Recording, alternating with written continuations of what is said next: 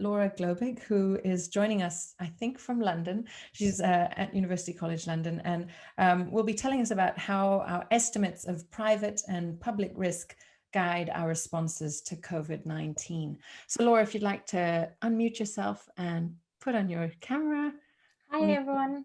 I'm actually joining from Germany, not London, sadly. But hopefully. Well, it's sadly. Why sadly? We have beautiful weather down here. That's true. That's true. But it'd be nice to get back to normal, right? Normal?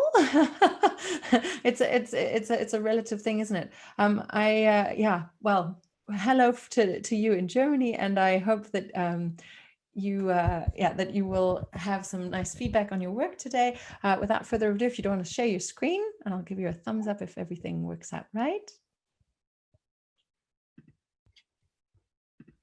Yeah, perfect. So go take it away. Great, thank you. Thanks for having me. As you just heard, my name's Laura. I'm a PhD student at the Affective Brain Lab at UCL under Tali Sharrett. And today I'd like to present our current study on perceptions of personal and public risk and their dissociable effects on behaviour and well-being during the COVID-19 pandemic. So when we're faced with a threat, how we perceive risks guides our affective and behavioural response. And when the dangers to the self as well as to others, two estimates are likely generated: an estimate for the risk to oneself and an estimate for the risk to others. Now, these estimates likely relate to our well-being and our behaviour. And in the case of COVID-19, this may be reflected in the extent to which we engage in preventative measures such as hand washing. Now, based on these assumptions, we came up with the following research questions. First, do personal and public risk estimates diverge? Second, how does risk perception relate to well-being? Third, how does risk perception relate to behavioural compliance? And fourth, are there temporal changes in risk perception, well-being, and behavioural compliance? And then finally, do attitudes at time point 1 predict well-being and behaviour at time point 2? So to answer these questions, we studied a large sample of Americans facing the COVID-19 pandemic at 2 time points. Once in late March, just as lockdowns or equivalent restrictions were being issued all across the nation, and the second time 1 month later towards the end of April. Our sample was representative of the US population in terms of age, gender, and ethnicity. And we covered 30 states in total with varying restrictions. And just as a side note here, we did control for demographics in all our analysis. So if you have any questions about that, feel free to ask me at the end. So we first asked whether personal and public risk estimates diverge. And now there is a large body of research on the optimism bias, which postulates that people tend to be optimistic about their own future. They underestimate the likelihood of facing hardships such as disease and overestimate the prospects of success. But this optimistic tendency doesn't actually apply when considering others. So for example, following the financial collapse of 2008, the polls in the UK actually showed that people expressed pessimism about the financial future of their country as a whole, while simultaneously expressing relative optimism about their own financial prospects. And therefore here, we also predicted that people would underestimate their own likelihood to get COVID-19 relative to others, their age and gender, while being much more pessimistic about the risk to society as a whole. So to assess personal risk, we asked our participants about their perception of their own likelihood to get infected with COVID-19 relative to others, their age and gender. And to assess their perceived public risk, we asked them to express whether they considered COVID-19 to be a real danger to society. As predicted, we found that participants on the whole considered their own personal risk to be significantly lower than for others, their age and gender. Paradoxically, they at the same time were pessimistic in their estimation regarding the risk to the public, and on the whole, rated the danger to humanity as higher than mid-scale. And as I mentioned before, we did follow up with our participants a month later, and as you can see here, the effects remained stable. Now, one thing you may have noticed is that our phrasing for the two estimates differed slightly, and therefore to test whether the way we phrased the question actually affected our results, we changed the question slightly to account for this. So for time point 2, we also asked our participants to assess personal risk by asking them, how likely are you to get COVID-19? And to assess public risk, we additionally asked them, how likely is a person to get COVID-19? And as you can see here, participants still consider their own likelihood considerably lower than the likelihood for another person to get COVID-19. Now, you might wonder why this is the case. Why do people tend to underestimate their own risk of getting COVID-19? And one explanation that has been brought forward to explain this optimism bias is the fact that people tend to feel more optimistic about things that they can control. So if we believe our fate is in our own hands, we are more likely to believe that we can steer the wheel in the right direction. But of course, that sense of control doesn't extend to others or the fate of the country as a whole. Now, to test this assumption, we computed a model assessing the relationship between sense of control and personal risk. And indeed, we found that personal risk and sense of control were significantly related, while there was no relationship between sense of control and public risk. This therefore lent support to the notion that the reason people consider their own risk to get COVID-19 to be so low is because they feel that they are in control of their own actions and threat exposures. So going back to our first question, do personal and public risk estimates diverge? And the answer is yes, they do in fact diverge. And this divergence may well be related to the strong association between sense of control and perceived personal risk. Our second research question was that given that these risk estimates do in fact diverge, how does risk perception relate to well-being? And here we were first interested to see whether and how these risk estimates relate to people's sense of happiness in times of crisis. And so we asked our participants to indicate how happy they were relative to other times of their lives. And we found that personal risk was related to happiness, so that the higher participants considered their own risk to be, the unhappier they were. And in fact, we found that the relationship between personal risk and happiness was mediated by sense of control. And now this suggests that personal risk is related to happiness not only because positive expectations directly relate to and may even induce positive feelings, but also because personal risk is related to a sense of control, which in itself relates to happiness. Now, looking at the public risk estimate was not in fact related to sense of happiness. So the next thing we looked at was how do these risk perceptions relate to anxiety? And we assessed anxiety here using the Spielberger State Anxiety Inventory. And as you can see, we found that both personal and public risk were strongly associated with high anxiety. And again, here we observed a mediation of the relationship between anxiety and personal risk by sense of control. So to answer the question of how risk perception relates to well-being, it seems that the belief that one is relatively immune to COVID-19 is associated with increased sense of happiness and decreased anxiety during the crisis. And it might therefore protect people's well-being. But believing that COVID-19 is a threat to the health of the human population was not significantly related to happiness and was only associated with anxiety. And in addition to that, the relationship between personal risk and well-being is mediated by sense of control. Now, moving on to the third question, having looked at well-being, we were also interested to see how risk perception relates to behavioural compliance. And we therefore asked participants about the extent to which they engaged in a set of protective behaviours that were part of government guidelines, including hand washing, social distancing, and face touching. So here you might think, well, we obviously have an instinctive drive for survival, so our risk perception would definitely be associated with compliance. And therefore we could expect results like the following. So that both public and private, and perhaps even private more than public risk perceptions are related to compliance, and these are predicted results. Looking at the real results, we did in fact see that perception of public risk was strongly related to behavioural compliance. But surprisingly, we found no relationship between personal risk estimation and behavioural compliance, indicating that personal risk on the whole does not play a role in whether we comply or not. So going back to our question, only perceived public risk is related to behavioural compliance. And this is interesting because it suggests that people engage in protective measures not for the benefit of themselves, but rather for the benefit of others. Now, if this association is in fact causal, and this would need to be tested, this is something that could be utilised by governments and policymakers to encourage behavioural compliance, not only with regards to COVID-19, but also in other times of crisis, by shifting the focus on the masses rather than the individuals. So the next thing we looked at was whether there were any temporal changes in risk perception, well-being, and behavioural compliance.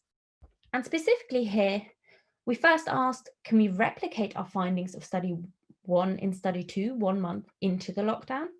And the second thing we asked was, how do the individual variables change? So here on the top row, you can see the results for personal risk at study 2 and for public risk in the bottom row for study 2. And as you may notice, we can replicate our findings from study 1 in study 2. So we find that personal risk was associated with sense of control. Both personal and public risk estimates were related to anxiety, but only personal risk was related to happiness. And finally, only public risk was related to behavioural compliance. Now, you may have noticed that we did in fact observe one change. And that is that we now see a relationship between public risk and sense of control. And what we thought was that maybe this can be explained by the narrative that was increasingly being adopted by governments worldwide as the lockdown progressed. That is to say, they specifically informed the general public that the reason they should comply with the behavioural guidelines was to protect the health of others. And therefore, people with a high sense of control may possibly consider the risk to others as lower because they are taking all the necessary precautions. And in fact, a model predicting change in public risk estimation from time point 1 to time point 2 revealed a significant relationship to change in agency from time point 1 to time point 2. So participants who report an increase in agency also consider the risk to the public to be lower at time point 2 than they did at time point 1. So that leads us on nicely to the changes we saw between time point 1 and time point 2. We wanted to know how the individual variables changed. And when we consider risk perception, there is an obvious tension between seeing the lockdown and all the restrictions that come with it as a strategy to fight the virus, which may in fact cause people to believe that the risk would decrease. But the fact that at least in the US, the numbers didn't actually reflect this just yet, this may lead to an increase in perceived risk and seeing the lockdown as an indication of the severity. So what did we in fact see?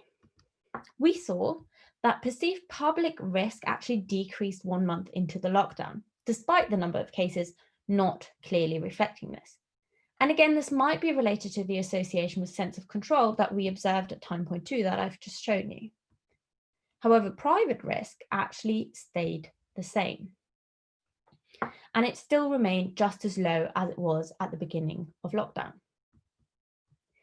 Now, remember that personal risk was associated with happiness. So when we're looking at the change in well-being, we might expect here that happiness would also behave the same way as personal risk. And now also remember that I showed you before that both risk estimates were related to anxiety. And knowing that perceived public risk was reduced, we predicted that anxiety would also decrease from time point 1 to time point 2, while the absence of a change in personal risk may indicate that happiness might also remain stable. And we did in fact see an improvement in well-being, that is to say, as expected, we observed a decrease in anxiety 1 month into the lockdown, while happiness remained stable. And finally, we observed that behavioural compliance actually increased from time point 1 to time point 2.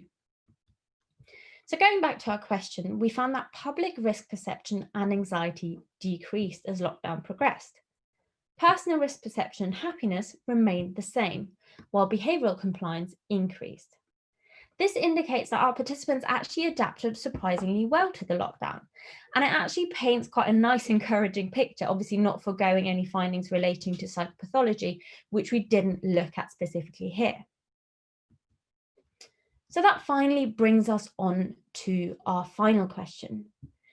We wanted to see whether attitudes and specifically the risk estimates at time point 1 were related to well-being and behaviour at time point 2. And this is particularly interesting for policymakers. So looking at happiness, we found that risk estimates at the beginning of lockdown do not predict happiness 1 month into lockdown. However, they did predict anxiety 1 month into lockdown. And this is the case for both personal and public risk estimation. And a possible explanation for this might be that happiness is considered to be much more stable than the transitory characteristic of anxiety, specifically because we looked at state anxiety here. And now looking at behavioural compliance, you can see that public risk perception at time point 1 also predicted behavioural compliance at time point 2, while personal risk at time point 1 did not predict behavioural compliance at time point 2. So to answer the question, do attitudes at time point 1 predict well-being and behaviour at time point 2, we can say that yes, they do, at least partially. Risk perception at time point 1 predicts anxiety at time point 2, and public risk perception at time point 1 also predicts behavioural compliance at time point 2. And now this may be useful to policymakers. For example, if you measure risk perception at the beginning of lockdown, you might be able to predict what will happen later on, so that you could target individuals with low public risk estimates and specifically inform them about the risk for other people who are more vulnerable than them, and thereby hopefully increasing their compliance. And it might also be useful to target those who are extremely anxious by reducing their perceived personal risk. So to summarize these results, we found that risk estimates do in fact diverge. People are optimistic about their personal risk while being pessimistic about the risk to others. And perceived personal risk is consistently related to sense of control. Perceived personal risk is related to well-being, and that is both happiness and anxiety. And this relationship is again mediated by sense of control. Perceived public risk is related to anxiety and behaviour. We also find that study 2 actually replicates the findings of study 1, and that risk estimates at time point 1 predict anxiety and behavioural compliance at time point 2.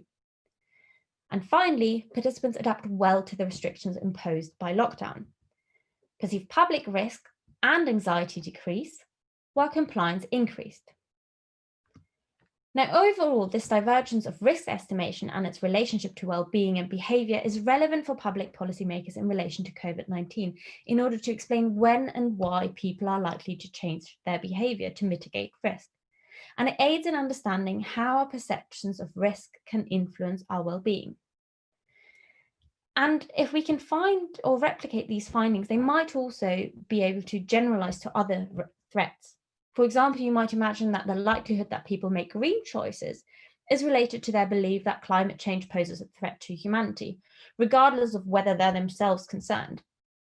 Now, this knowledge can be useful for understanding how to frame information to nudge individuals to select actions that protect themselves and others from natural and man-made threats. And at this point, I'd like to thank my co-authors, Tally Sharrett and Bastian Blaine, as well as the other members of the Effective Brain Lab, and of course you for your continued attention. If you have any questions, please let me know. Thank you so much, Laura, for that very comprehensive take on a very important, and as you've mentioned, relevance to public policy. We have had some questions in the chat, so I'm going to start with those, though I have a long list of my own. Valerie van Mullikum, who presented yesterday, says, I may have missed this, but is this general sense of control? Because our research showed it was low ATB, and especially in the UK. So she might have something more to say specifically to that. But do you have, obviously your cohort was in the US, do you have a sense of why there might be this discrepancy between the two cohorts? Not entirely sure. What do you mean by ATP? Sorry, that might be my lack of knowledge. That might have to come from Valerie. Perhaps she can specify in the chat. But perhaps it's just a question of how you measured sense of control. So we use the perceived mastery and personal control scale, which has been used previously to assess sense of control or also sense of agency. Okay, and then she said she also wonders what the effect of Brexit is on some of these variables, given the unfortunate and inevitable upcoming economic fallout. So I think she's speaking more specifically to the UK data set, whereas you're looking primarily at a US cohort, as I understand. Yeah, it would be very interesting to see whether there are any changes. So at least with regards to our states and looking at the individual states, we didn't see any effects on the different states. But of course, we can't make a comparison directly to other nations. So that would need more research. But maybe you guys can get together after this exactly. and compare and contrast.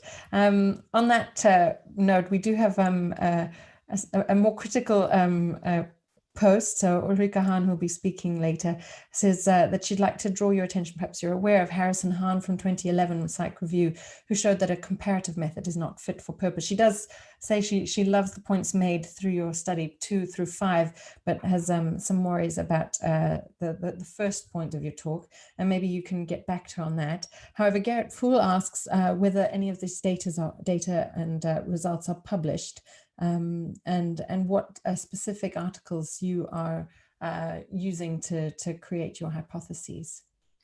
So they're not yet published. We're working on that at the moment. There is a preprint available of an older version if you're interested in that. Okay, so hopefully that answers the question, Garrett. You can hopefully either watch the space for the published version, otherwise there's a nice preprint. Yeah, but of course, I'm happy to just correspond via email as well. Either if you could just pop that either in the YouTube chat shortly, or indeed onto our whiteboard, that would be great. Another way to ensure that we have crosstalk between our speakers, which is so wonderful. I also have I have far too many notes, so I'm going to be scrolling quite a bit. But yeah, I sort of wanted to first of all draw some bridges between some of the talks we've had today. So obviously we've heard about uncertainty, we've heard about agency and social media consumption, and here we're talking about sense of control. And I think that it's sort of a grounding parameter here for for much of your first part of your study, this idea of sense of control. You then mentioned again that happiness seems to be more constant, so it doesn't need to be as controlled as much. I'd be curious to know what you think would happen if you had a time point 3. So we do have some preliminary data for time point 3, not for all the variables, but in terms of the risk perception. And again, we find that we have this tendency to consider the risk to ourselves to be quite low. And while public risk does decrease, it still remains considerably higher than personal risk. And the changes for well-being also just progress consistently with what I've just shown you. But that was, I believe, at the end of May. So it'd be interesting to actually see what happens now. And especially, I guess, in the US, where the cases are in some states rising again. So that would be definitely very interesting to see. And sort of more towards that point I made earlier about uncertainty, in a related way, when you did in the follow-up, I believe in time point 2, a contrast between how likely you feel you might be affected or another person. One concern I have is that this other person is not very defined. It's not a family member or somebody I know. I wonder if you have any data or any idea of how the contrast would look if we're looking outward, but we're looking outward to somebody we actually know. So I believe, and this is just a personal opinion, I believe if it's about anxiety for others or those who are vulnerable that we are close to, then that estimate would be very high. And it's actually been shown that the optimistic tendency also doesn't apply to that. And we have some preliminary data that we didn't actually include in this study for where we asked specifically about anxiety for family members or loved ones, and that scored the highest on all the anxiety scales. Very interesting. And then to sort of play devil's advocate a bit and to press you a bit on the idea that these findings might be useful for future policymakers. You suggested that you might be able to, identify individuals who underestimate public risk, which seems to be something that's driving a lot of the other factors you're measuring. What are the ethical implications of those kinds of nudges? So I think if it's targeted, that is obviously a very different concern. But if it's general, and this has been adopted by governments, right? So the focus on those who are vulnerable, and that narrative has been adopted. So I guess in a way, if it's, maybe I phrased it incorrectly, we could target those, but otherwise I can't speak in terms of with regards to the ethics. I think it's definitely a tricky question, which I have to admit I don't know enough about. No, I mean, it's just a question because I think we've heard today a lot about social media use, consumption, and the function of that social media use. And clearly our governments are using these means to communicate to us and to try and shift behaviors for public good. And I think so it's something that sort of unifies some of the talks today, with yours putting another piece into the puzzle. We clearly see that data like yours will highlight factors that can be used to push us in one direction or another. So I think it will be it'll be interesting to see how it is used and how ethically it's used. I don't know if you have anything more to say on that point. Yeah, so you might argue, or just I would think that maybe social media is particularly useful for that in terms of the younger population that are, just by the nature of things, usually less vulnerable, and they tend to have lower risk perceptions for their own personal risk. But we actually found, and you can see this here, that the younger individuals in our study had higher risk, or higher anxiety. And that would kind of contradict that point. So maybe they were more anxious about those who are vulnerable to them. But then recent developments or just news reports might indicate that the younger population does take things less seriously now. So again, that might be a way to at least target a younger population by using social media, or those who tend to be less vulnerable to getting COVID-19 and who might need to be reminded of the public risk. So I think that that's a really nice way to, again, draw some connections between some of the talks we've had today. Baha has said that she will take a next step into looking at data of young adults. We heard obviously in our most recent talk about this focus on adolescents and young adults, and here again that this is a very specific age group that we need to think more about. And so on that note, I want to thank you, Lara, for telling us about the work you are continuing to do on risk perception. We wish you luck for getting this data out there in published format. But again, if you could give us a link to the preprint, we very much appreciate it. And we look forward to hearing